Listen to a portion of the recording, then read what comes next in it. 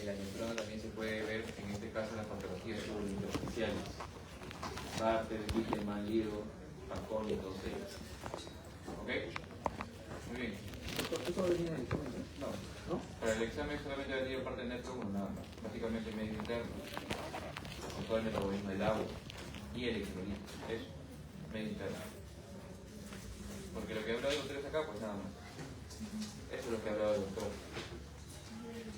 Falta todo lo demás. ¿Ok? Muy bien, entonces, como no vamos a hablar más cosas de teoría, por lo menos por ahora, mientras ha estado hablando el doctor, está haciendo algunas preguntas para poder justamente aplicar lo que les he estado venido enseñando, doctor. ¿Ok? No vamos a hablar más de teoría, por lo menos ahora, para después de la otra semana que es el examen. ¿Ok? De las 20 preguntas van a entrar entre 6 a 8 de nefro y lo que resta van a ser de los demás segmentos, cardio.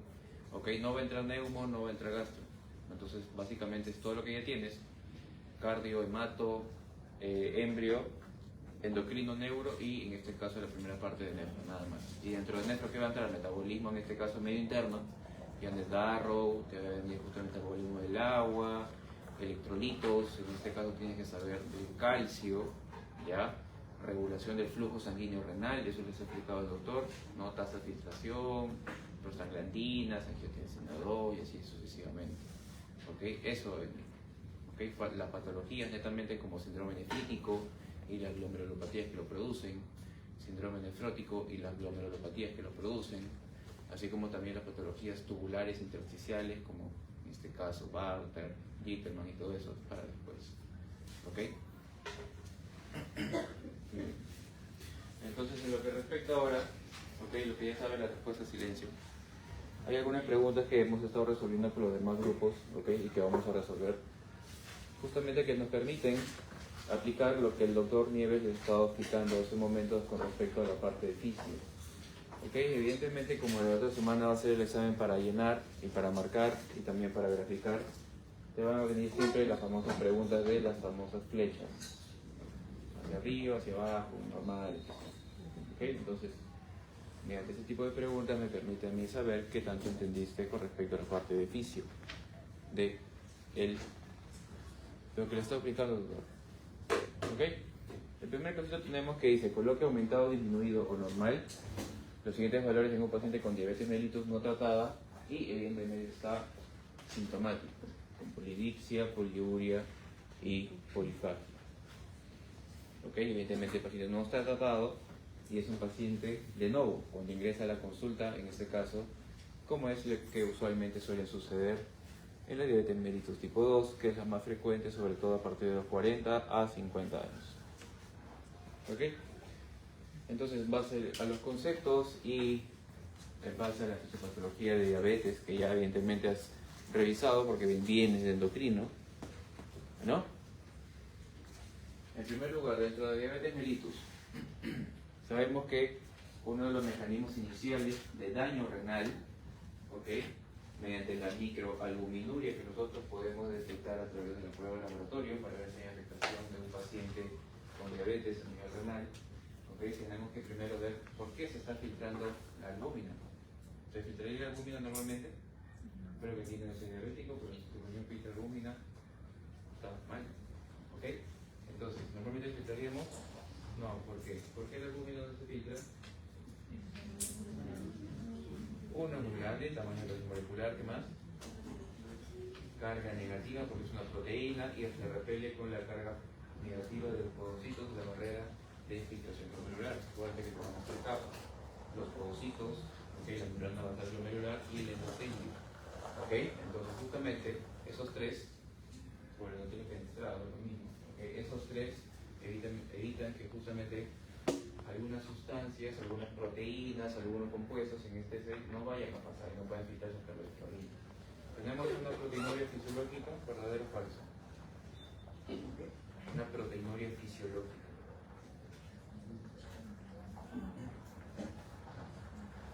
¿Diabetes? No, paciente. ¿Hay proteinuria fisiológica? No. ¿En 24 horas? No. ¿Ah, no? Sí, pero mínimo. Bueno, ahorita se levanta para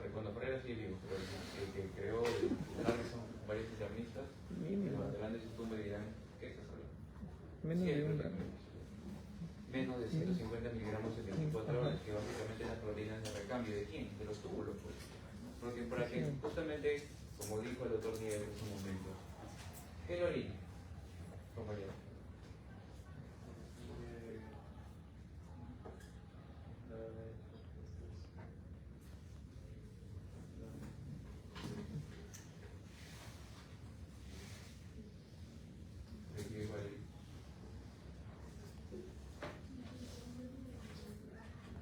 El ultrafiltrado de quién? De punto. Eso es orina. Nada de fluidos, como me dijeron en otro grupo, no sé qué fluido se referirá. ¿Ok? Ultrafiltrado del plasma. ¿Ok? Acuérdate que el plasma, principal componente del plasma, ¿qué es? Agua. Agua. Agua. ¿Y el segundo componente más abundante del plasma qué es? Proteínas. Dentro de las proteínas, ¿cuál es la que tienes por darte? Albúmina. Y en segundo lugar, globulina. ¿Ok? Entonces no te vayas a olvidar de eso. Entonces, en un paciente con diabetes, evidentemente, el primer evento de daño renal que produce para que las proteínas se puedan filtrar, en este caso la albúmina, que es lo que más importa porque genera cambios, en este caso, en el vaso, produciendo edema y todo ello, es la hiperfiltración. O sea, es el primer evento que sucede en la nefropatía diabética. Y se sobreentiende que hay un proceso de hiperfiltración. La albúmina en este caso va a pasar como en tu casa y vamos a excretar. Motivo por el cual un paciente con diabetes de larga data a partir de 5 o 10 años sería un delito no pedirle, en este caso, microalbuminuria. ¿Ok? Porque si tú tienes microalbuminuria en un paciente con diabetes, significa que ese riñón, a la larga, ¿qué va a producir? ¿Cuál es la causa más frecuente del síndrome nefrótico a nivel mundial? En nuestra vía láctea, causa más frecuente del síndrome nefrótico. ¿Amiloidosis? ¿Ah? ¿Amiloidosis? De repente es Marte, estamos en la Tierra. Causa más frecuente del síndrome nefrótico a nivel mundial. ¿Qué Fanny? ¿Diabetes? ¿Ah? ¿Diabetes? ¿Qué estamos hablando? Nefropatía diabética es la causa más frecuente del síndrome nefrótico a nivel mundial. ¿No? Hay criterios del síndrome nefrótico, recordarás. Proteinuria de rango nefrótico mayor de 3.5 en 24 horas. ¿No? Muy bien, hiperlipidemia. ¿Qué más? Hipercoagulabilidad. Muy bien, ¿qué más? Edema. ¿Ok? ¿Por qué hay hipercoagulabilidad? Ahora sí, grítalo, Neymar. ¿Te acuerdas? ¿Por qué hay hipercoagulabilidad? ¿Qué se perdía? Si estás perdiendo esas proteínas, acuérdate que tenemos los anticoagulantes endógenos. Tú ya vienes, eres un arrocero de mato. Mucho mato te hemos preguntado. ¿Qué proteína se perderá? ¿Qué anticoagulantes endógenos se perderá? ¿Te acuerdas? Proteína C, S. La proteína C, la proteína S en menor medida, pero el principal que tienes que acordarte siempre, antitrombina 3. No acuérdate que la antitrombina 3 es un anticoagulante. Entonces se pierde porque están perdiendo proteínas. Se entiende que el paciente va a estar en un estado de hipercoagulabilidad. Por ese motivo, en un paciente con síndrome nefrótico, sea la causa que sea, hay que anticoagularlo. ¿Ok? Muy bien. El otro apartado o otro criterio del síndrome nefrótico era la hiperlipidemia. Cuando se pierden grandes cantidades de proteína, el hígado trata de compensar, aumenta la función hepática. Acuérdate que la albúmina, ¿quién la produce? El hígado. Entonces, no solamente se va a producir más albúmina, sino también se va a producir, ¿qué cosa? Más, en este caso, lípidos. ¿Y cuáles son los lípidos? LDL, LDL y más colesterol. ¿Ok? Y por lo tanto, estos pacientes, ¿cómo crees que se van a tratar? ¿Ah? Estatina. ¿Te acuerdas? ¿Te acuerdas de estatina? O sea, ese nombre cuyo target es el de la estatina más grande que nos alcanzó incluso esa hoja, ¿no? Para colocar ese nombre de la enzima. ¿Qué enzima me refiero? Hidroximetilglutarico coenzima. Ya saben, o sea, más que el nombre del tóxico, o de tóxico. Hidroximetilglutarico enzima reductasa, ¿ok? Que es una enzima que permite justamente de manera fisiológica sintetizar ¿qué cosa? Calixto, ¿qué sintetiza esa enzima? Proteínas. LDL, colesterol, ¿no?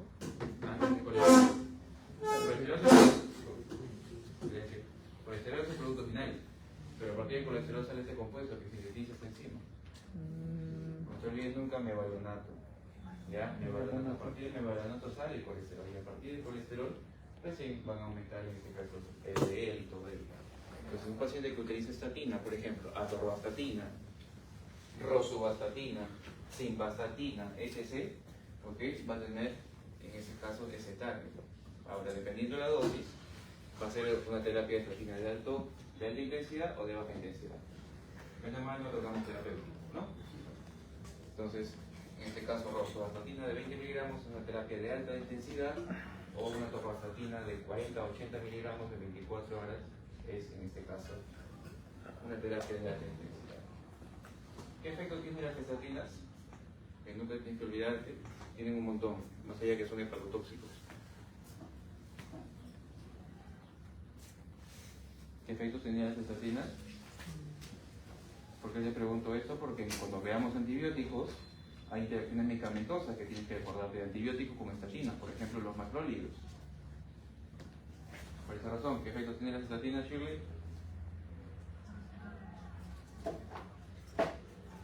Okay.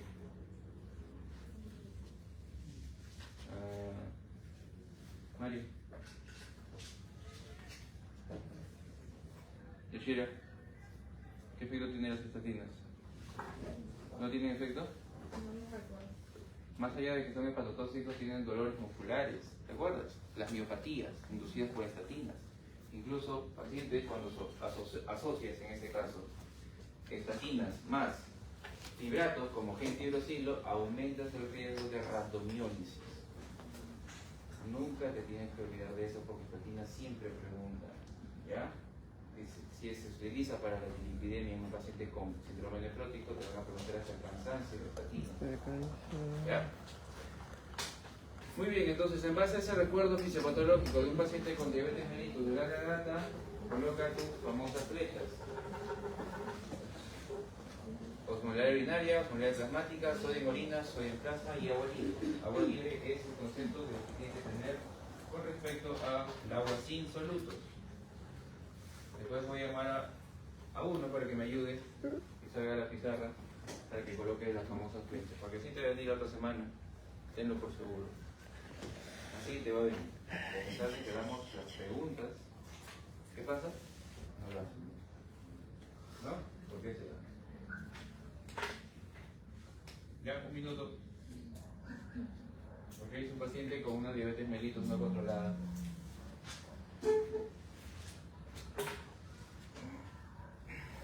Entonces, ¿qué se prefiere con agua libre? Agua libre es agua sin solutos. Es un concepto teórico de nefro que nos han enseñado. Porque la orina, por ejemplo, la primera orina de la mañana, ¿cómo es? ¿Así color del agua San Mateo? No. Cargada. ¿Por qué será? Aumento de osmolaridad. Porque justamente partes de la nefrona que no vamos a tocar, pero tienes que saber con respecto a la fisiología o metabolismo del agua, hay partes que son impermeables al agua. Está el sistema, el famoso sistema contracorriente que permite diluir o concentrar la orina. Y hay segmentos de la nefrona que son impermeables al agua fisiológicamente. ¿Ok? Motivo por el cual el autor hablaba hace un momento de la famosa ADH. ¿El túbulo colector es permeable o impermeable al agua fisiológicamente? Permeable. Entonces, ¿para qué actúa el ADH? Es impermeable al agua fisiológicamente. Solamente en presencia de ADH se permeabiliza y podemos, en este caso, poder absorber agua a través de las famosas alcoporinas. ¿Qué receptor está el túbulo colector? ¿Cuál? V2, V1 está en el vaso sanguíneo, produciendo vasoconstricción, ¿ok? El túbulo colector está V2, unido a qué proteína G? GS, ¿ok? V1 es en vaso, proteína GQ, ¿ok? Vasoconstricción, otro de los efectos del ADH, y a nivel de túbulo colector es la absorción de agua libre, agua solamente, sin solutos, ¿ya? Entonces es un concepto de nefro o de fisiología renal. ¿Ok? Muy bien. A ver.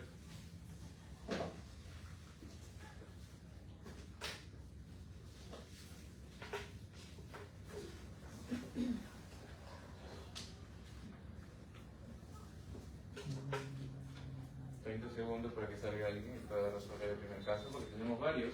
Depende de ustedes si vamos a hacer más, porque puede ser que un caso sea muy similar a la otra semana. Pero no depende de mí, depende de ustedes. ¿Ya? Yo sé que esto es una hora complicada porque si estamos usando, por ejemplo, maquis o pachamanca, están con toda la marea alcalina, ¿sí o no? Yo también estoy con la marea alcalina. Todos los que nos hemos usado estamos con la marea alcalina. Ya sabes cómo se produce la marea alcalina, ¿no? ¿Alguno tiene un amigo en México? ¿Saben cómo le llaman la marea alcalina allá? ¿Cómo? El mal del puerco, le digo. Yo no sabía si el derecho no se me el mal del puerco. De que no te sientas mal si estás mal. ¿Ya? Muy bien. A ver, ¿quién es voluntario? Voluntario.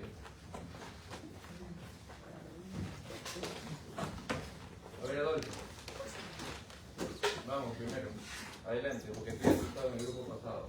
Explícame por qué de cada uno, cada flechita, de cada I. Prefiero que el video meta acá y no la próxima, que tiene nota. Después sale Chico en el segundo. ¿Ya? Y tercero sale la compañera de acá. ¿Ok? Explicando siendo que todavía no leemos mentes.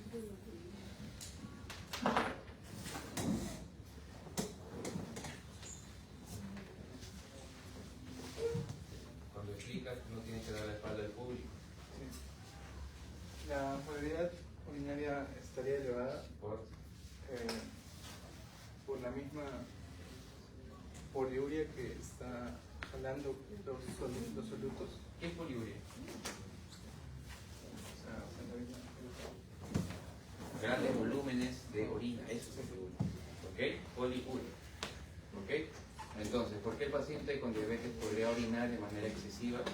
Venimos del nefro, venimos del endocrino.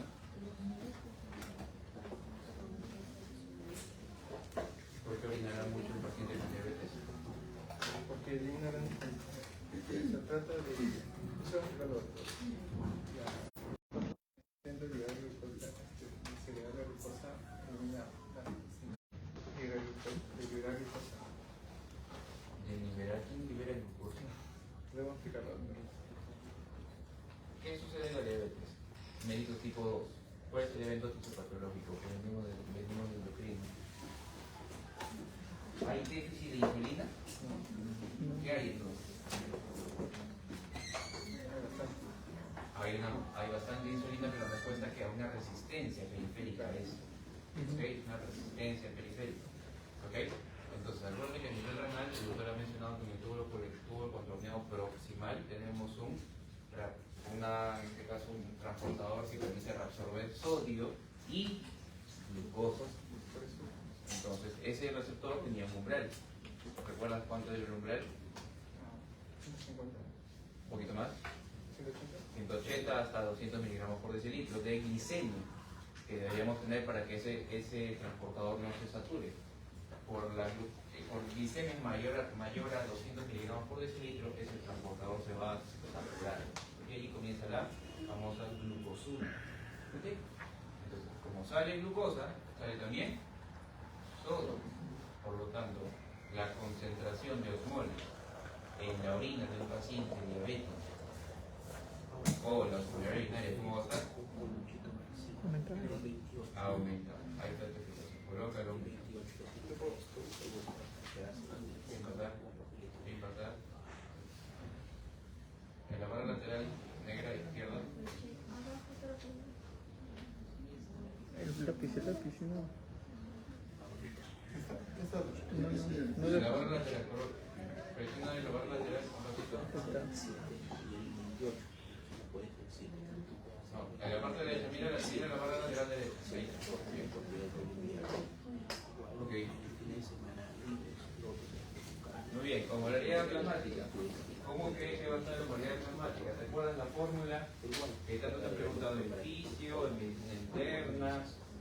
La fórmula de osmolaridad plasmática, ¿recuerdas? Ok, no hay ningún problema. Entonces, ¿cuáles son los compartimentos por los cuales conforman el medio interno? ¿Recuerdas? Eso lo tengo explicado. Intra y el extra. El extra se subdivide en el intersticial y en el líquido plasmático. ¿Ok? Entonces, en Lo que nosotros hallamos en un paciente con osmolalidad plasmática son los solutos Prodelexa, jamás del líquido. Por lo menos clínicamente, porque laboratorialmente sí se puede detectar el líquido celular con magnetol, pero no es motivo del momento. ¿Ok? Entonces, ¿cuál es el principal estación del extracelular?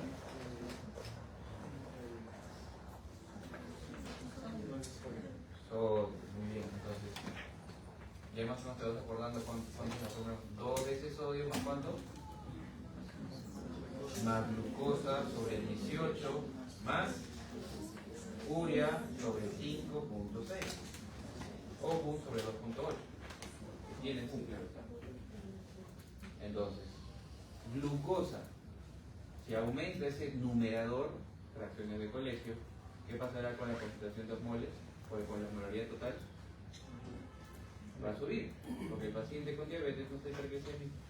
Ok, todo a raíz de la hiperglicemia. Entonces, ¿cómo va a estar la osmolaridad plasmática? Elevada. Coloca elevada. ¿Cuál crees que sea la respuesta del cuerpo cuando aumenta la osmolaridad plasmática? Eliminarlo. ¿Ah? Eliminarlo. Sí. Secretarlo. ¿Secretar qué? No sé. Pero si aumenta la osmolaridad plasmática, ¿qué hormona se activa?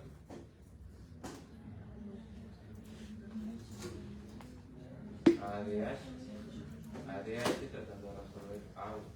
¿Ok? Pero evidentemente este efecto no es compensatorio.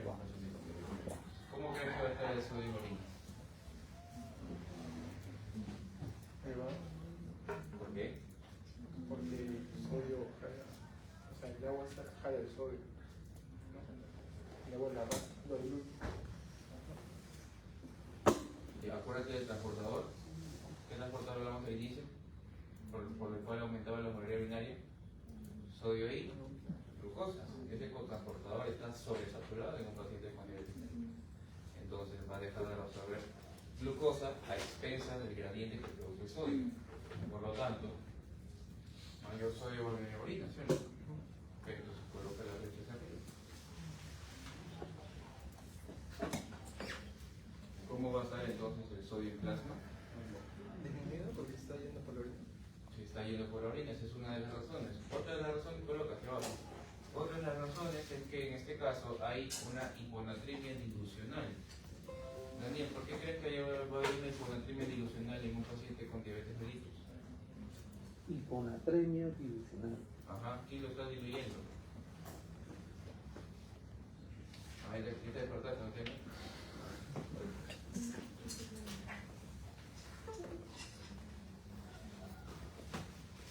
Bueno, es porque se está activando la ADH, entonces está jalando más agua y está disminuyendo el sodio que se encuentra en el extracelular. Ok, y en el paciente específicamente con diabetes mellitus, ¿quién también puede jalar más agua? ¿Qué osmol? Acuérdate, fórmula de la osmolaridad plasmática. 2 veces sodio más glucosa sobre 18 más sobre urea sobre 5.6 o U sobre 2.8. ¿Cuál de esos tres osmoles del numerador va a jalar más agua? La glucosa está hiperglicémica. Entonces esto jala más agua y diluye las concentraciones de sodio que tiene en sangre, motivo por el cual el sodio en plasma también tiende a disminuir. Si nosotros vemos el algoritmo de un paciente con hiponatremia, vamos a ver que viene hiponatremia dilucional. Y una de las causas es un paciente diabético. Muy bien. El agua libre Y agua libre. está normal o disminuido. ¿Por? O sea, yo creo que por el sodio en orina hay más sodio que agua libre, ¿no? Entonces podría estar o normal o disminuido. Y cuando un paciente toma un diurético, ¿cómo va a ser la concentración de agua libre? Elevado, ¿Por qué? ¿Cuál es el concepto de agua libre? es sin solución, o sea, Sin soluto. Entonces, si tomo, por ejemplo, hidrocloro de SIDA, cuyo target es bloquear la bomba sodio-cloro, va a haber más sodio y más cloro en orina. Entonces, va a haber más o menos agua libre. menos agua libre. Menos, porque el agua ya tiene solutos. El agua libre es agua sin solutos. Entonces, en este paciente, ¿qué encontramos en su orina? Sodio, encontramos glucosa. Entonces, ¿cómo va a ser el agua libre? disminuido. Muy bien, gracias, Raúl. Doctor, ¿Atención? doctor, no me queda claro. En el caso de agua libre, ¿se refiere al agua libre que está en la orina? ¿No? Hay un concepto en Nefro cuando te mencionan sobre agua libre es agua sin solutos.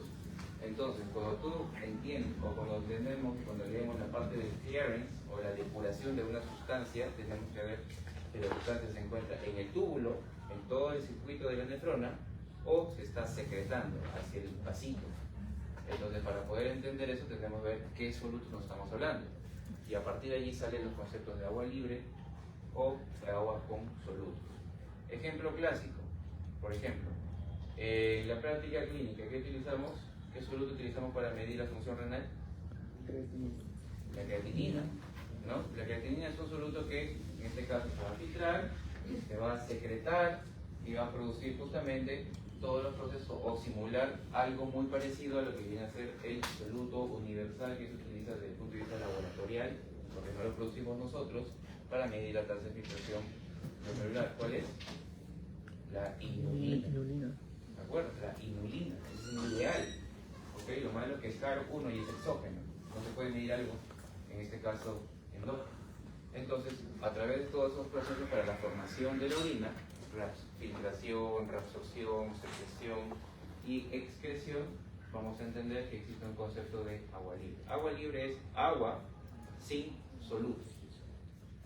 Agua, en este caso, que tiene solutos, va a dejar de ser agua libre. Ejemplos clásicos, como por ejemplo, diabetes. ¿Qué otro ejemplo? Los pacientes que usan diuréticos. Ellos tienen tasa de depuración de agua libre cero. Porque dependiendo del diurético, tiene un target. O sea, los diuréticos de asa, los diuréticos acílicos y así sucesivamente. ¿Ok? Muy bien. Shirley. Segundo caso. Coloquio aumentado, disminuido o normal, los siguientes valores en un paciente hipertenso tratado con YECA e hidroclorotiazida.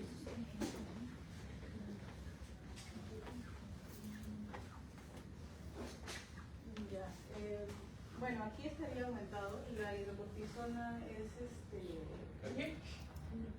hidroclorotiazida es que pertenece al grupo de las tiacidas, y eso lo que va a hacer es aumentar la osmolaridad hormonal. ¿Por qué aumentaría? ¿Cuál es el target de las hidroclorotiazidas? ¿O de clortalidona? ¿Dónde actúa? Túbulo contorneado distal, la bomba sodio-cloro. Bloquea. Entonces en orina va a haber más sodio y va a haber más cloro. Por lo tanto van a aumentar las concentraciones de los osmoles en la orina. ¿Ok? Entonces está bien. Está bien.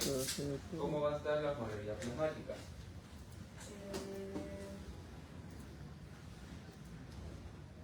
Estaría disminuido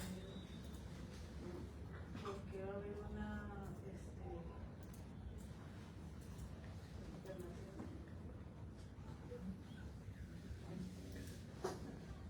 ¿Cómo va a estar la osmolaridad plasmática en un paciente que utiliza YECA y hidroclorotiazida? porque bloquea estaría disminuido porque bloquea lo que es la salida del sol.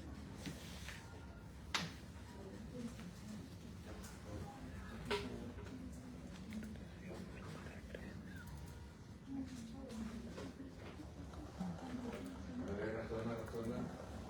Rebobina.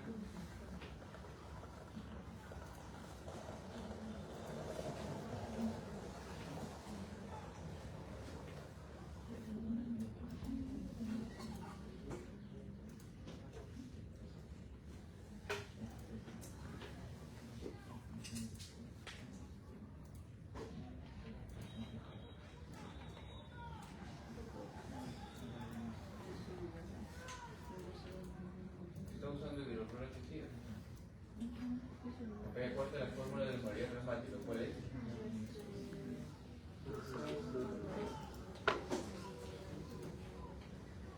¿2 sodio más glucosa? 2 sodio más qué? Glucosa. Más glucosa sobre 18.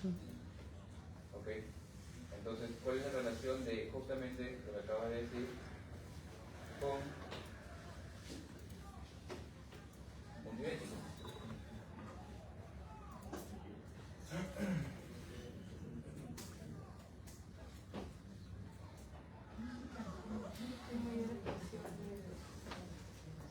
¿Cómo?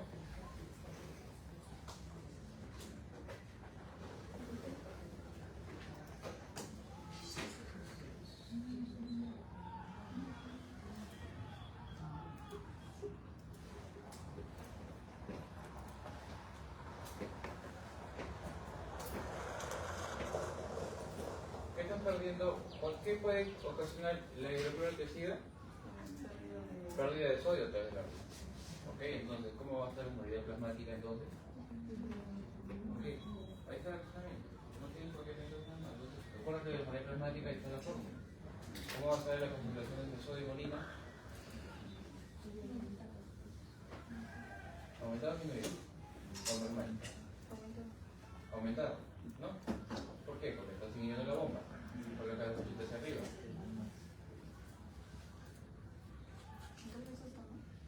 ¿Ah? No, está bien, la movilidad plasmática está bien. Está bien. Sodio y orina tienen que colocarlo hacia arriba. El sodio y orina es colocarlo hacia arriba, porque ya sabemos, estamos identificando el cambio. ¿Cómo va a estar el sodio en plasma? Disminuido, ¿no? Va a estar disminuido. ¿Ok? Y los pacientes, en este caso, que utilizan diuréticos, ¿cómo va a estar el concepto de agua libre?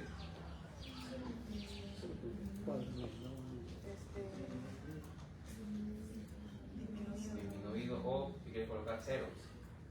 Cero. ¿Ya? ¿Está bien? Ok, y otra de las preguntas. Con respecto a IECA, porque no, es hidroclorotiazida. IECA, Es un producto.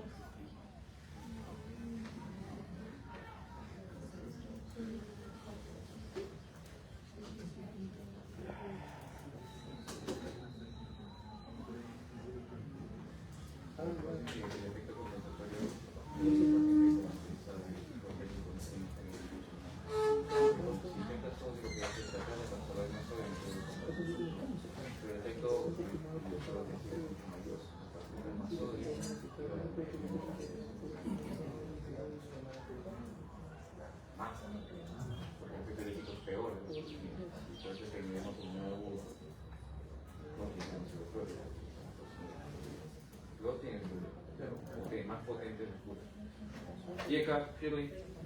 ¿Puedes estar de los IECAs? Lo dijo el doctor. La enzima convertidora de angiotensina. ¿Ok? Entonces, ¿quién no está haciendo efecto? La angiotensina 2. ¿Y cuáles son los efectos de la angiotensina 2? Aldosterona. ¿La aldosterona está haciendo efecto? No. ¿Qué pasaría si la aldosterona hiciera efecto con respecto a la cantidad de sodio en orina? ¿Aumentaría o disminuiría? Disminuye, ¿por qué? Porque resuelve. Entonces también, por eso que los IECAs e hidroclorotiazida, tengo un mecanismo de acción que inhibe el sistema renina y otro que me permite eliminar más. Entonces, ¿está indicado para los pacientes con hipertensión? ¿Esa combinación ideal? ¿Verdadero o falso?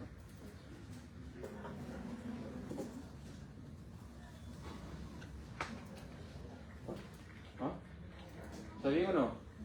Darle a un paciente con hipertensión.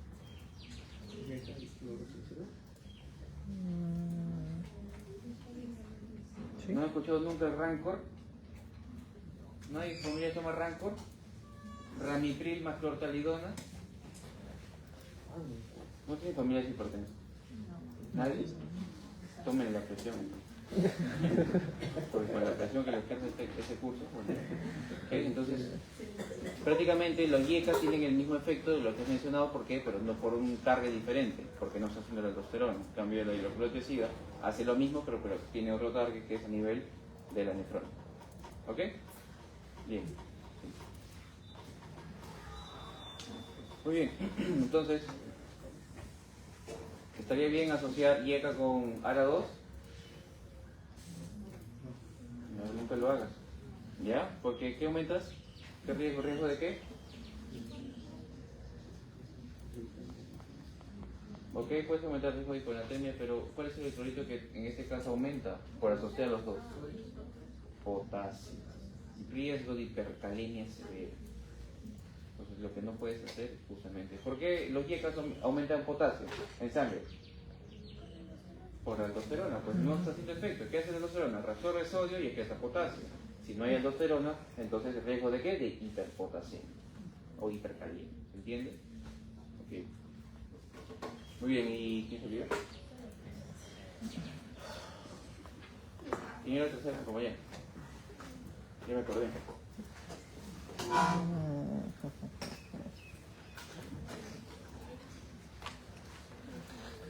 Menor de 50 años, antecedente fumador pesado, más pérdida de peso de 10 kilos en 2 meses. Tratamiento previo por litiasis renal. Azúcar aumentado o disminuido. Ok, ¿cuál es el razonamiento que tienes de fondo frente al caso? El tratamiento previo por litiasis renal.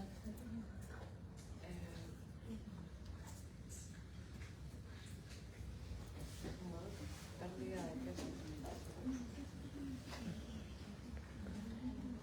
Mayormente las litiasis renales se dan por el aumento de calcio.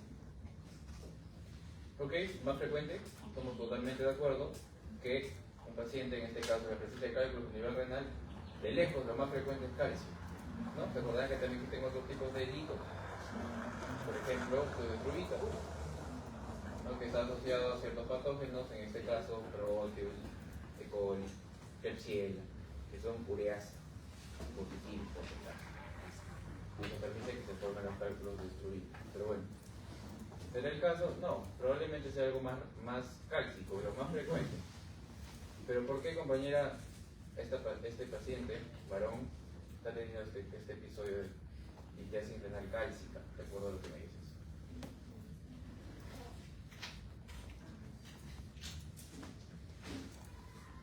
Por el antecedente fumador. Ok, ¿el fumar produce hipercalcemia?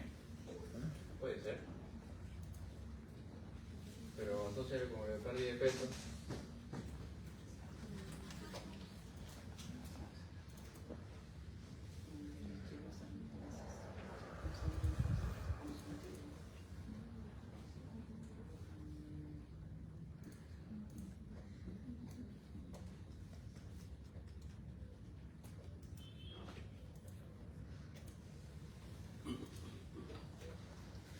Al perder peso de manera brusca o abrupta, va a provocar un síndrome del electrolítico.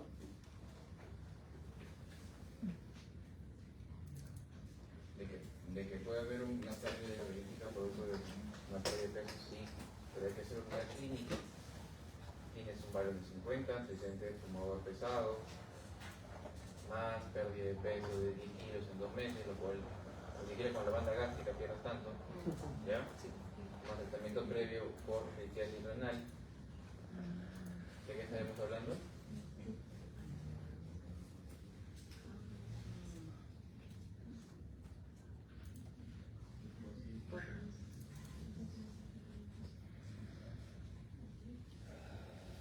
A ver, Daniel, ayuda a tu compañera.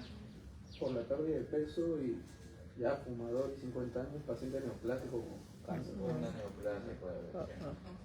¿En dónde probablemente? Pulmón, ¿no? ¿El ojo? No, No, al pulmón. Ahí Lo recordarán, entre los cánceres pulmonares tenemos los cánceres centrales y los periféricos. Los periféricos más frecuentes es el adenocarcinoma. Y los centrales, en este caso, el carcinoma microcítico pulmonar. Que el carcinoma microcítico pulmonar produce un gran sinnúmero de síndromes paraneoplásicos. Recordarán, uno de los síndromes paraneoplásicos que puede hacer que venga en algún examen de nefro en la otra semana o en la PC4 es SIHAT, síndrome de secreción inadecuada de hormona antidiurética. ¿De acuerdo? ¿No? ¿Puede producir SIHAT? Obvio. Otro de los síndromes paraneoplásicos es que este propio tumor, ok, acuérdate, puede producir PTH, pero no la PTH endógena que lo producen las células paratiroideas, sino una hormona paratiroidea similar a la PTH, pero que no es la PTH endógena. ¿Qué lo puede producir ese tumor? Otro de los síntomas paraneoplásicos. Seguramente dentro de medicina interna te habrán dicho que todo paciente con hipercalcemia hay que descartar qué cosa, neoplasia, ¿no? Muy bien. Entonces, frente a eso, compañera, te preguntan cómo estará el calcio sérico, el fosfato sérico y la PTH.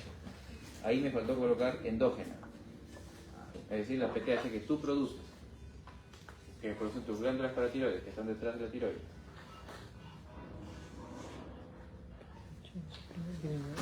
Esto va a estar elevado.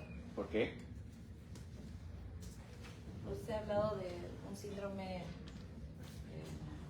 neoplásico, Paraneoplásico. paraneoplásico, probablemente microcítico.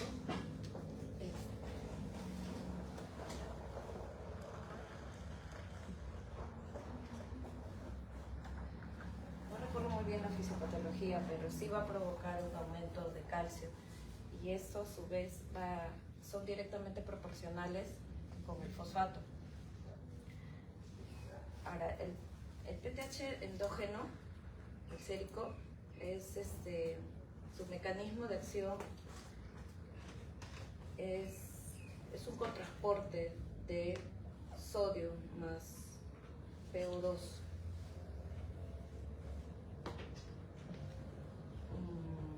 Estaría inhibido. Pues, aumentado.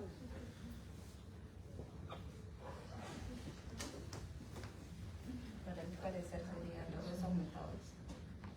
Y este sí estaría en duda.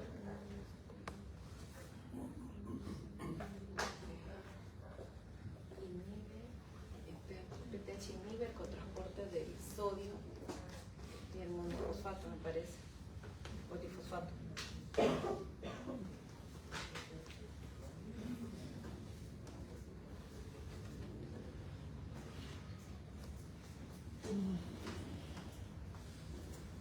¿Cuál es el estímulo, compañera, para que se libere la hormona paratiroidea? Fisiología, todo es estímulo. ¿Ok? ¿Cuál es el principal estímulo para que en este caso se libere la hormona paratiroidea? ¿La? ¿Qué trastorno del calcio? ¿Hipo o hipercalcemia? Hipocalcemia. ¿Ok? Entonces, como ese tumor, esas células tumorales están produciendo una gran cantidad de PTH, que no es la endógena, sino propia del tumor, motivo por el cual la PTH está haciendo su acción de manera desmedida. Nadie lo puede parar. ¿Ok? ¿Cuáles son las acciones de la PTH? A nivel del hueso, ¿qué es lo que hace? Para sacar de los depósitos de hidroxiapatita el calcio del hueso, necesitamos estimular a una célula que es estimulada por la PTH. ¿Cómo se llamará? ¿Quién saca el calcio de los huesos? Muy bien, el osteoclasta. ¿Ok? Ese es el target a nivel óseo. ¿Cuál es el target a nivel renal?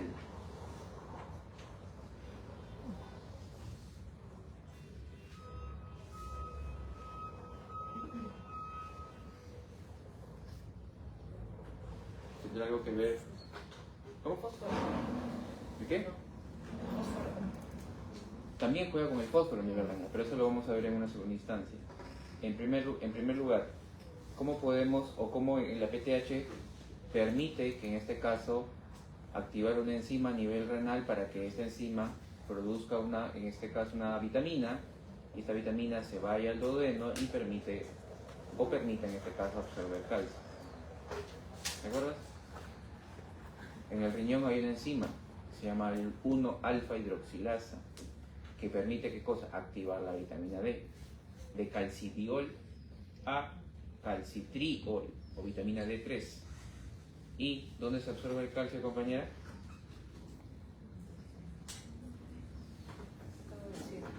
¿Ah?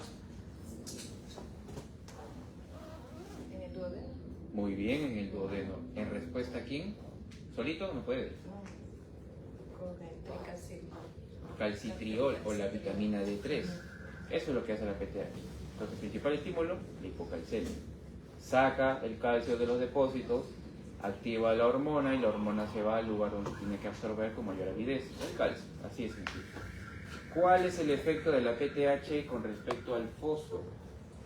Normalmente, en una nefrona sana, ¿dónde se absorbe mayor cantidad de fósforo?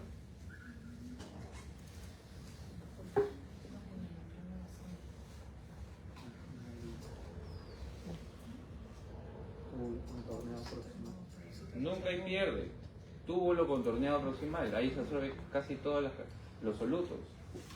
¿Ya? Entonces, ¿qué es lo que hace la PTH? Inhibe la reabsorción de fósforo a nivel del túbulo contorneado proximal, produciendo hiperfosfaturia e hipofosfatemia. ¿Se entiende esa relación? Menos fósforo en sangre y más fósforo en orina. Así lo excreta. ¿Ok?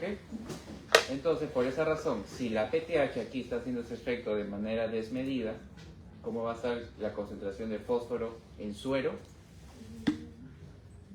¿Compañera? Disminuida. Ok, entonces corrige tu flecha. ¿De borrador de tercero?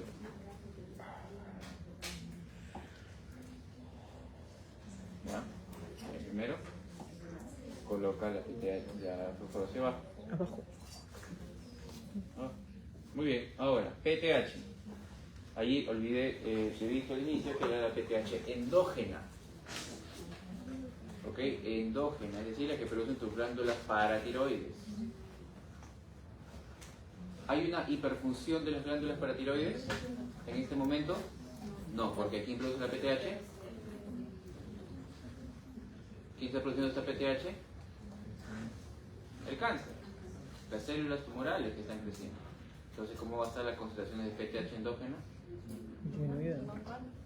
Puede estar normal o puede estar en este caso disminuido, porque no es en respuesta a la PTH endógena, sino al tumor que lo produce.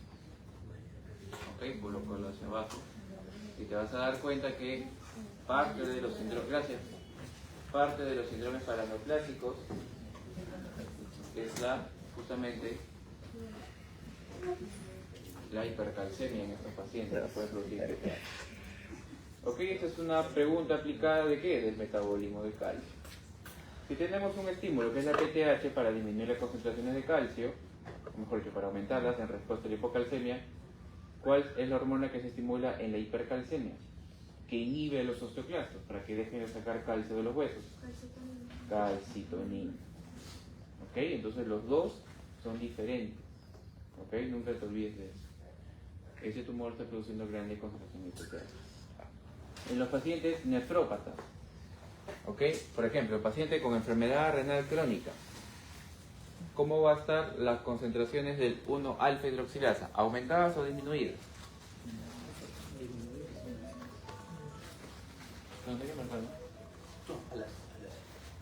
¿Cómo van a estar las concentraciones de alfa-1 hidroxilasa? Disminuida. Entonces, justamente, todos estos cambios enzimáticos de justamente esta enzima que se encuentra a nivel renal, produce un cambio en el paciente con enfermedad renal crónica llamado osteodistrofia renal. ¿No? ¿Qué cambios electrolíticos deberías encontrar entonces en un paciente con enfermedad renal crónica a nivel del metabolismo de calcio? Hipocalcemia y hiperfosfatemia. ¿Dónde está eso? En el apartado de hiperparatiroidismo secundario, que es lo que produce en este caso la enfermedad renal crónica. ¿Ok? Daniel, ¿cuál es la causa más frecuente de hiperparatiroidismo terciario?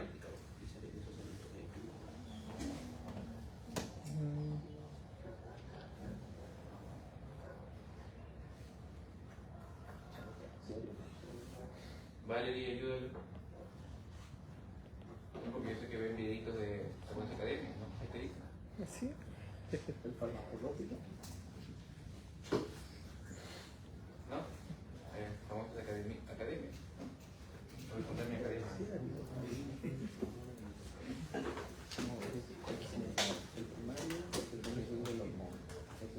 La causa más frecuente de hiperparatiroidismo terciario es que nunca se trate el hiperparatiroidismo secundario que lo produce la enfermedad renal crónica. Hay otras causas. Por ejemplo, ¿cuál es la causa más frecuente de insuficiencia cardíaca del lado derecho? Que no se trate el izquierdo. Parece tonto, ¿no? Pero sí. Bien. ¿Se entendió esto? Porque a mí me ayuda a saber cuánto sabes de metabolismo. Y es una pregunta que es implagiable. Tú no puedes plagiar todo la flecha de tu compañero. ¿No? Idealmente. Acá hay otra. Con lo que aumentado o disminuido normal, los siguientes valores en un paciente diabético y hipertenso usuario de IECA. ¿A qué hora acabamos con este grupo? ¿A 5? 4:15. Ahí vamos. Todavía. A las 5. No hay que ir a todos los turnos. Que termine con eso. Que termine eso. No cobra apoyo.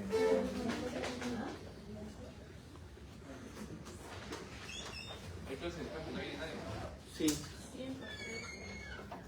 No, de ahí nos toca en el G301. Bueno, ahorita se supone No, es que 103. no que le puse yo, le puse.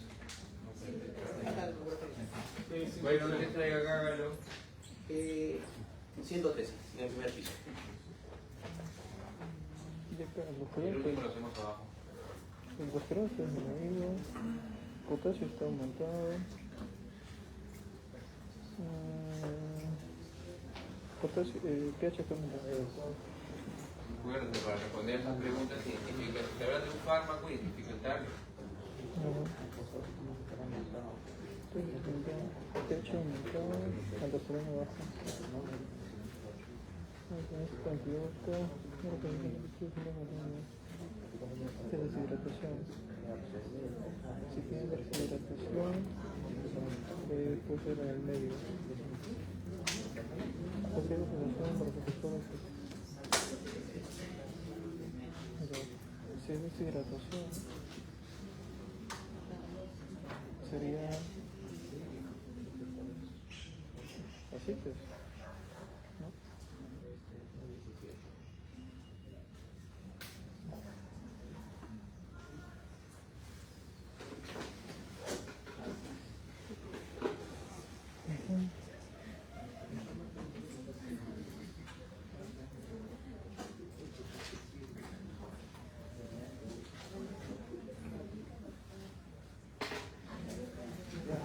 A ver, nosotros definiciones solamente son 3. IECA, nivel enzima. No hay angiotensina 2, no hay aldosterona. ¿No? Ok, entonces, ¿cómo van a estar las concentraciones de aldosterona? Muy bien. Potasio en suero. Aumentado porque no está haciendo en este caso ¿qué cosa? La aldosterona, su efecto. No está absorbiendo sodio y quitando potasio. Por lo tanto, el potasio sube. ¿Ok? Hiperpotasemia. ¿Tiene sentido entonces que si yo te pongo un caso de hiperaldosteronismo primario, haya hipercalemia? ¿Verdadero o falso? Muy bien, falso. ¿Por qué? Hay mucho, en este caso, mucha aldosterona. Hay mucha reabsorción de sodio y excreción de potasio. Entonces, seguramente habrás escuchado que el hiperaldosteronismo primario viene con hipertensión. ¿Tiene sentido eso? Está reabsorbiendo gran cantidad de sodio con agua. Aumenta la volemia o volumen telediastólico, aumenta el volumen sistólico, aumenta en este caso el gasto cardíaco y aumenta la presión arterial. ¿Recuerdan las escaleritas? Presión arterial es igual a... ¿Aquí es igual a presión arterial? Resistencia vascular periférica. Por gasto cardíaco. Gasto cardíaco es que es igual. Volumen sistólico por frecuencia cardíaca. ¿Qué es el volumen sistólico? La diferencia entre el telediastólico y el sistólico. Entonces, si aumenta uno, el telediastólico, producto del hiperaldosteronismo primario, aumenta el de arriba, aumenta el de arriba y aumenta el de arriba. ¿Ok? Por esa razón nuestra escalerita. ¿Ok? ¿Y cómo va a ser el pH? está disminuido, ¿no? La aldosterona reabsorbe sodio, elimina potasio y excreta hidrogeniones. Si tú pierdes hidrogeniones, ¿qué es lo que pasa con el pH? Estás perdiendo, estoy orinando ácido. ¿Qué va a pasar con el pH? ¿Tiende a la acidosis o a la alcalosis? Alcalosis. ¿Alcalosis de qué tipo? Metabólico. ¿Ok? Muy bien. Y el de abajo es un escenario del medio interno que te lo dejo para que ya te diviertas en casa. ¿Ok? Y para que en este caso lo puedas resolver más allá de los escenarios que te había explicado el doctor hace un momento. ¿Ok? Esas, mira, acá hay 5 preguntas que prácticamente... ¿Menor antibiótico? ¿Menor antibiótico? Con casos diferentes pero completas, colocar medio interno, famoso sistema, que no es tan complicado. Solamente tienes que saber el concepto básico, fisiológico. A partir de allí tú juegas con eso. ¿Ok? Practica, que no te venzan los nervios. Muy bien, nos vemos el otro... El siguiente. ¿Qué siguiente? Si te pregunta. Al siguiente. A las siguientes son para marcar. Pero si quieres, toma el esposo. Ya. Igual no venir igual. Para darse una idea. Sabes que no viene igual. Pero para que practique. Iba a venir, sino que como la pediste ya no va a venir. La pediste ya no va a venir.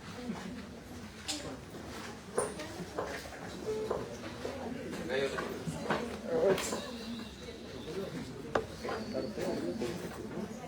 Todo sirve.